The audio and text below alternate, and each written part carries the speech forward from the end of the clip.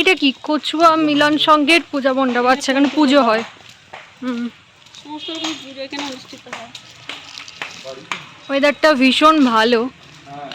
এইদিকে বেনির বাড়িটা, এদিকে কমলদাস কমল তীর্থ কচুয়া। না না, এখানে না। ও বন্ধ হয়ে গেছে।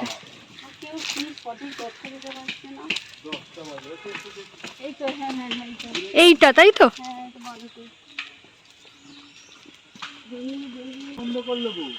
হ্যাঁ হ্যাঁ, যিনি গেলেন উনিই বন্ধ করেছেন। ঠিক আছে, আমরা বাইরে থেকেই দেখে নিই। এটাই হচ্ছে লোকনাথ বাবার বন্ধু বেনি মাধবের বাড়ি, জন্মভিটা।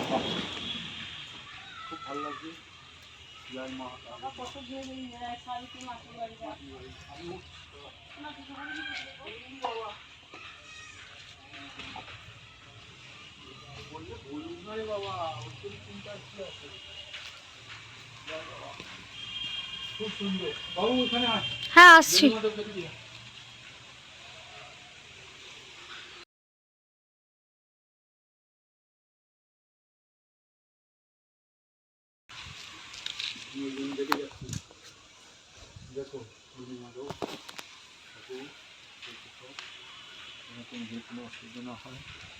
সকলকে সুস্থ রাখো, ভালো রাখো, এইটুকুই চাই।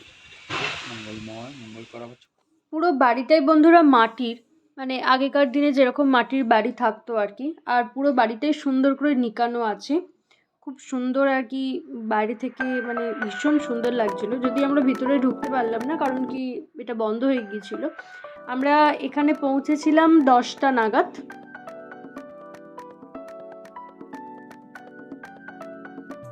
ওইটা তুললে, ওইটা তোল, হ্যাঁ বাবাকে তোল, আর এই দিক দিয়ে, এই দিকে তোল, এই দিকে চারদিকটা তোল, ঘরটা দেখি। পুরো মাটির। হ্যাঁ আমাদের ছিল, আমরা মাটির ঘড়ি। সেই আমরা সেই রামকৃষ্ণের জন্মস্থানে সেই গেলাম না স্কুল থেকে যখন। আবার যাবো কামারপুকুর। হ্যাঁ, কামারপুকুরেও এইরকমই ঘর ছিল, ওই ভিতরটা, পুরো মাটি। ভিতরটা আর এই দিকটা ঘর।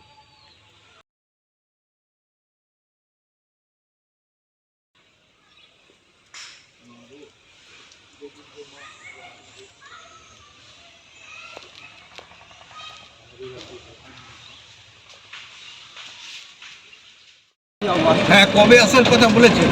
বেনি মাধবের বাড়িতে আমাদের দেখা হয়ে গেছে। এবার আমরা যাচ্ছি কালী মন্দির আর রাধাকৃষ্ণ মন্দিরটা দেখতে। আমরা এখান থেকে ওখানে চেপে পড়েছি। এখান থেকে 1/2 কিলোমিটার। হ্যাঁ, এখান থেকে 1/2 কিলোমিটার। আপ ডাউনে 20 টাকা ভাড়া টোটোতে।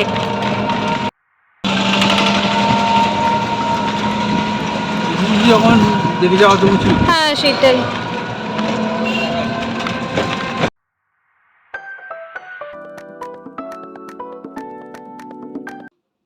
তো বন্ধুরা, আমরা পৌঁছে গেছি কালী মন্দিরে। আর এই কালী মন্দিরটা অনেক বছর পুরাতন। এনারা বললেন এটা নাকি 600 বছরের পুরাতন মন্দির। এই হচ্ছেন মা, মায়ের দর্শন আপনাদের করিয়ে দিলাম বন্ধুরা। এই মন্দিরে পুজো শুরু হবে, এখনো পুজো স্টার্ট হয়নি, সম্ভবত পুজোটা 11টা থেকেই স্টার্ট হবে। তো আমরা এখানে পুজো ওই জন্য দিয়ে গেলাম, কারণ আমরা অতক্ষণ এখানে স্টে করতে পারবো না, আমরা আবার ওখানে যাব, তো ব্যাক করব আর কি চাকলা ধামে, তো সেই জন্য। আর এই কালী মন্দিরটাকে পুরোটা ঘিরে রয়েছে শিব মন্দির, মানে মাঝখানে কালী মন্দির আর তার চারপাশটা এগুলো সমস্ত এই যে লাল হলুদে মন্দির দেখছেন, এই প্রত্যেকটা মন্দিরে শিব মূর্তি আছে। এই শিব ঠাকুরের মন্দিরগুলো দিয়ে মা কালীর মন্দিরটা পুরো ঘিরে রাখা আছে। মা কালীর মন্দিরটা হচ্ছে এই যে ঠিক মাঝখানটা, এই যে সাদা রঙের যে কালার করা। ঠিক আছে, চলুন দাদা। খুব সুন্দর। এবার আমরা যাচ্ছি রাধাকৃষ্ণ মন্দিরের উদ্দেশ্যে। তো রাধাকৃষ্ণ মন্দিরটা দেখে আমরা চাকলাধামে যাব। বন্ধুরা, এটাই হচ্ছে মেন গেট রাধাকৃষ্ণ মন্দিরটা। তো আমরা চলে এসেছি অলরেডি রাধাকৃষ্ণ মন্দিরে। এবার আমরা ভিতরে গিয়ে একটু মন্দিরটা দর্শন করে চলে আসবো।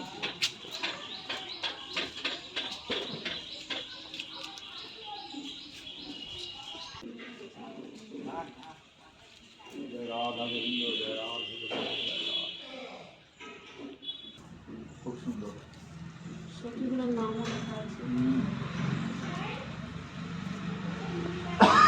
তোমার ছেলে তো দোল খাচ্ছে।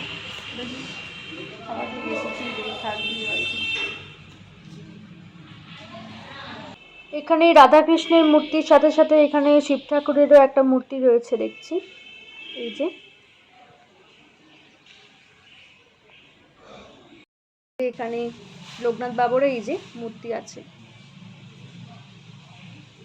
আর আপনাদেরকে ফার্স্টেই তো এই মূর্তিটা দেখালাম, অষ্টসখীকে নিয়ে রাধাকৃষ্ণ দাঁড়িয়ে আছে, আর এদিকে গোপাল ঠাকুর দোল খাচ্ছে। এই জায়গায় ছোট্ট দোলনার মতো করা আছে, এই যে।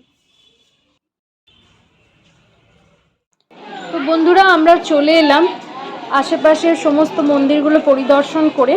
তো এখানে এবার আরতি হবে, তো আমরা সেই জন্য এখানে আরতি দেখার জন্যই চলে এলাম। আর কিছুক্ষণের মধ্যে এখানে আরতিটা স্টার্ট হবে। এখন ঘড়িতে বাজে 11:05। তো আমরা চলে এলাম, আমরা জিজ্ঞাসাও করলাম এখানে কয়েকজনকে, তো ওনারা বললেন আর কিছুক্ষণের মধ্যে আরতিটা স্টার্ট হবে, তো আমরা আরতিটা দেখবো।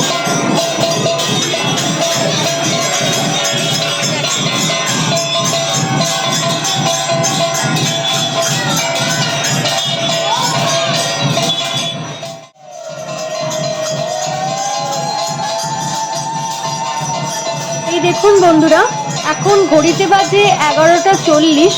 তো দেখতেই পাচ্ছেন এখন ঠাকুরের আরতিটা স্টার্ট হয়ে গেছে। তো আমরা এখন আরতি দেখছি ঠাকুরের, আপনাদেরকেও দেখাচ্ছি। দেখুন কত সুন্দর করে ঠাকুরের আরতিটা চলছে।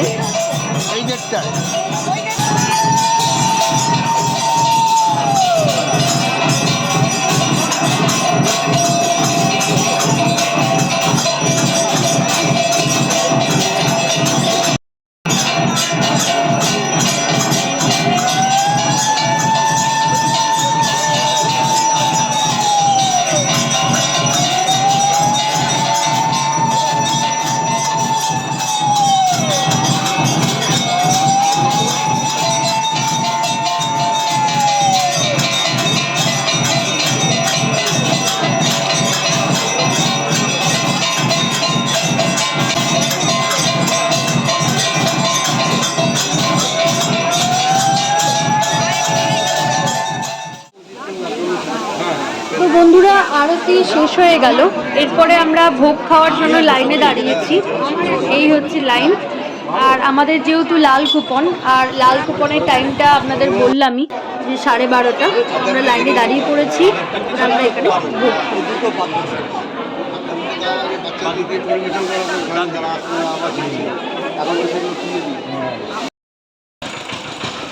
তো আমাদের বন্ধুরা ভোগ খাওয়া হয়ে গেছে।